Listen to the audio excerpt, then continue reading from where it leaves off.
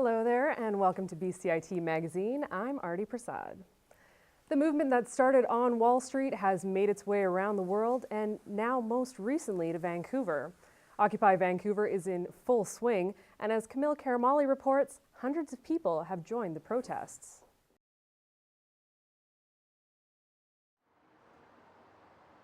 The Canadian Blood Services Centre in Vancouver is facing a shortage of donations, and they're looking for new volunteers. In sort of the fall, Thanksgiving time of year, where people have sort of gotten back into their routine and people can forget about donating blood.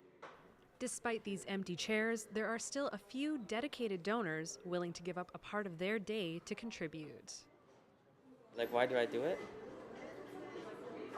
Don't have a reason not to. I'm afraid of needles, but that's not really enough to not.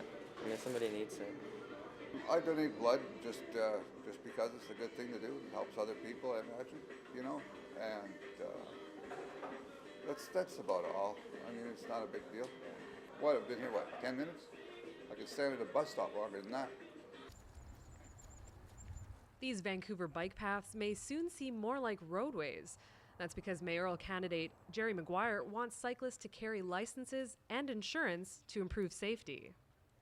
Cyclist accidents went up 15%, and bike lanes are supposed to be safer, but apparently, obviously, they're not. If they're going to be on the road, they're going to get hit and run and have no recourse if they're not insured. That's why people should care about that. Okay, without licensing, without insurance, cyclists are not protected, and people are not protected from cyclists. Here's an example of how you shouldn't be driving during cold weather. Provincial police and ICBC are reminding people to slow down. The Speed Relative to Conditions campaign is really about asking drivers to adapt their driving with regards to what the conditions of the roads are and the weather. So if it's raining or icy, that people are slowing down and taking more time to get to where they're going. Young drivers are a concern, especially with a harsh winter predicted this year. ICBC and the police used a driver training facility to prove the faster you go, the harder it is to respond.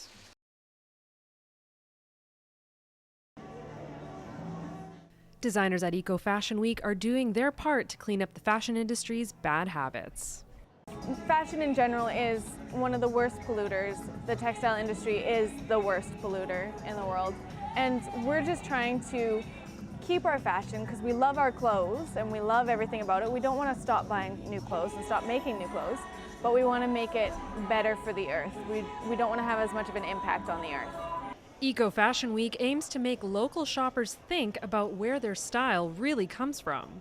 I definitely find that living here is what inspired me to do eco fashion. I started doing the research myself, and I find that that is the point where educated people can't go back. You can't find out that buying that cotton t-shirt took a child away from their education. Occupy Vancouver protester Jeremiah Baldwin has been living outside the art gallery since the movement began to attract the city's attention. He learned recently he is not only occupying the outside of the gallery, but the inside too. Yeah, I was just standing, setting up our tent and with my friend Alex, and this British guy, this British tourist, he came by and he just stood there staring at me, and I asked him, "Can I help you?" And then he said, "Oh, it's just a little creepy, you know, like I could swear to God I just seen you hanging on the wall." I'm like, "What?" He's like, "Oh, your photograph, it's inside the art gallery." Baldwin wanted to find the source of this strange coincidence. Yeah, it's a kind of interesting serendipity. Taking that particular picture and a series of pictures like that was kind of documenting the kind of urban, kind of nomadic homelessness.